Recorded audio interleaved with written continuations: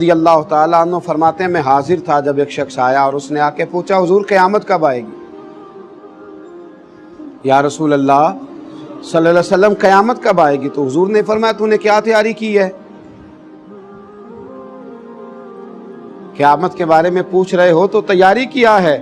عرض کرنے لگے حضور کثرت صوم و صلات تو نہیں، یعنی کوئی زیادہ نفل اور نمازیں اور نفلی روزے تو نہیں، لیکن یا رسول اللہ صلی اللہ علیہ وسلم میں ایک عمل ہے۔ حضور نے فرمایا وہ کیا؟ عرض کی حضور اللہ سے بھی محبت کرتا ہوں، اللہ کے رسول سے بھی۔ حضور بڑا مسکرائے اور فرمایا پھر تجھے مبارک ہو، قیامت میں تو اسی کے ساتھ اٹھایا جائے گا جس سے تو محبت کرتا ہے۔ حضرت انس بن مالک رضی اللہ تعالیٰ عنہ فرماتے ہیں وہ تو خوش ہو کے چلا گیا تو میں نے موقع سے فائدہ اٹھایا۔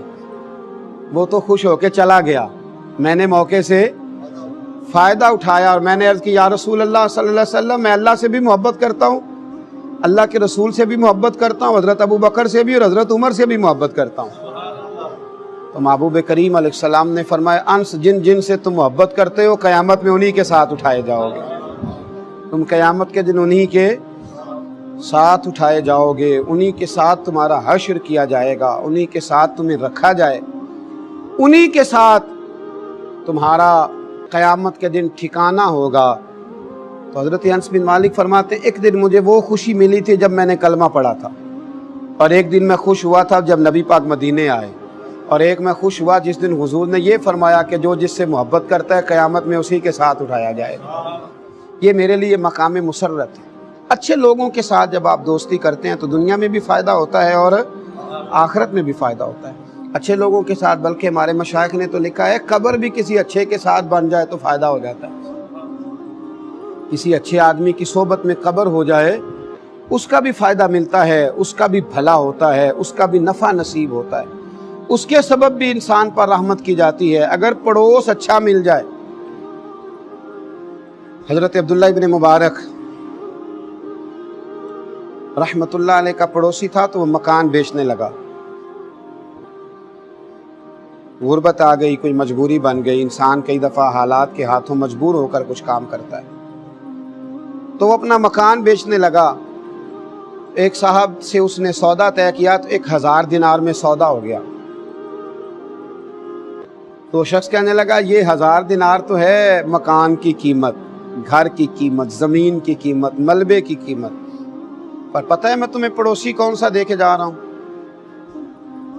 جناب عبداللہ ابن مبارک کہنے لگا 1000 دینار ان کا پڑوس تمہیں دینے کا دوں گا۔ 1000 دینار دو، اتنا عالی شان پڑوسی؟ اور پھر مکان بیچنے والا رو پڑا، کہنے لگا یہ وہ والا پڑوسی ہے جس کی برکت سے مجھے دین کی توفیق بھی ملتی ہے اور میرے اوپر اللہ کی رحمتیں بھی نازل ہوتی ہیں، یہ میرا وہ والا پڑوسی ہے۔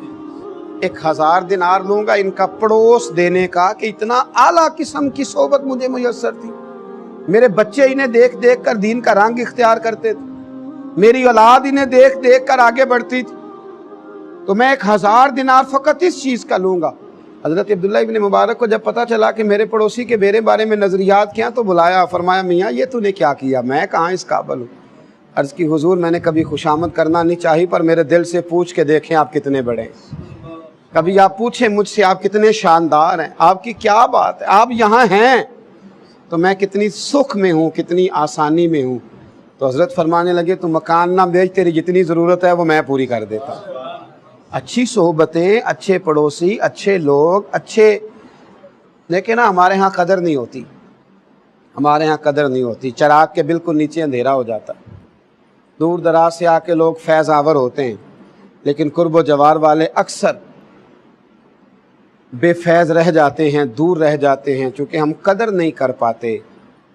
اگر اچھی صحبت میسر آئے تو پیار کریں اور دوستی کے حق ادا کرنے کی کوشش کریں، مقدور بر خدمت کریں، مقدور بر آگے بڑھیں۔ لوگ تلاش کرتے رہے وہ زمانہ، دیکھیں نا صحابی کس سے بنتا ہے؟ صحبت سے بنتا ہے، صحابی اچھی صحبت سے بنتا ہے، ان کو اچھی صحبت میسر آئی تو وہ صحابی بن گئے، اور جن کو اچھی صحبت میسر آئی صحابہ کی تو وہ تابعی بن گئے۔ بغداد میں بارش نہیں ہوتی تھی، قحط کا زمانہ تھا، اب تو الحمدللہ تعالی اللہ تعالی ہمیں فضل فرمائے قحط نہیں ہوتا، تو جن علاقوں میں ابھی بھی خشک سالی ہو جاتی ہے وہ بیچارے بڑے پریشان ہوتے ہیں۔ اللہ تعالی ہمارے حال پر رحمت فرمائے اور اللہ ہمیں خشک سالی سے محفوظ فرمائے۔ جن علاقوں میں خشک سالی ہوتی تھی وہ بڑے پریشان ہوتے تھے۔ تو بغداد کہہ رہا ہوں، بستام میں نا بارش نہیں ہوتی تھی، خشک سالی ہو گئی، لوگ بڑے پریشان تھے۔ تو ایک بہت بڑا طبقہ باہر نکلا، دعا کے لیے چلتے ہیں، دعا کرتے ہیں۔ بہت سارے لوگ میدان میں آئے، ایک درویش عالم کی قیادت میں۔ ایک نوجوان وہاں نہ اکیلا رہا کرتا تھا، ایک جگہ بیٹھ کر وہ اللہ اللہ کرتا تھا۔ وہ بھی آگے بڑھا اور اس نے آگے بڑھ کر کے ان لوگوں سے کہا کہ تم بارش کے لیے دعا کرنے آئے ہو، اگر مجھے موقع دو تو مجھے رب کی رحمت پر امید ہے کہ میرے اکیلے کی دعا کی برکت سے ہی بارش ہو جائے گی۔ عدل کریں تے تھر تھر کمبن، اونچیاں شاناں والے تے فضل کریں تے بخشے جاون، میرے جے منہ کالے تے رحمت دا دریا الہی ہر دم وگدا تیرا، تے جے ایک قطرہ بخشے مینوں کام بن جاندا ہی میرا۔ کہا جناب اگر آپ لوگ بھروسہ کریں تو مجھے امید ہے میرے اکیلے کی دعا پر ہی اللہ رحمت فرما دے گا۔ تو کہا بھئی آپ دعا کر دیں۔ اس شخص نے دعا بڑی عجیب کی، کہنے لگا اللہ جو میری آنکھوں میں جلوہ ہے نا، اس جلوے کی برکت سے بارش عطا فرما۔ جو میری آنکھوں میں جلوہ ہے اس جلوے کی برکت سے بارش عطا فرما۔ ابھی اس نے ہاتھ اٹھائے تھے کہ رب کریم نے فضل فرما دیا، کالی گھٹائیں چھا گئیں، رم جھم بارش ہونے لگی۔ اللہ کریم نے اپنا فضل کرنا شروع کر دیا، پھول کھلنے لگے، کلیاں مہکنے لگی، بادل آہستہ آہستہ برسنے لگے، بات بننے لگی، پھول چٹکنے لگے۔ میرے بھائیوں یاد رکھنا اور سمجھنا اس بات کو، جب کیفیت تھوڑی آگے بڑھی، بارش ہونے لگی، اب جب جل تھل ہو گیا نا سارے علاقے میں، لوگ تو اپنے اپنے گھروں میں چلے گئے۔ جو اہل نظر تھے اس نوجوان کے قریب آئے اور آ کر کہنے لگے میاں ایک بات تو بتائیے، دعا کیا ہوئی کہ یا اللہ جو میری آنکھوں میں جلوہ ہے اس کے صدقے بارش عطا فرما، یہ کیا دعا ہوئی؟ تو اس شخص نے بڑی عجیب بات کی، کہنے لگا ایک دن کے لیے مجھے حضرت بایزید بستامی کی صحبت نصیب ہوئی تھی اور ان کا جلوہ میری آنکھوں میں موجود ہے۔ جب بڑی پریشانی ہوتی ہے نا تو میں اس جلوے کے وسیلے سے دعا مانگتا ہوں، اللہ اپنے فضل سے میری دعاؤں کو شرف قبولیت عطا فرماتا ہے۔ اچھے آدمی کی صحبت اگر آپ کو تھوڑی دیر میسر آتی ہے، تھوڑا وقت بھی میسر آتی ہے، آپ تھوڑا ٹائم بھی اگر ان کی صحبتوں میں رہ پاتے ہیں، اس کے توسل سے اللہ تعالیٰ فضل فرماتا ہے، اللہ کرم فرما دیتا ہے، اللہ آسانیاں کر دیتا ہے۔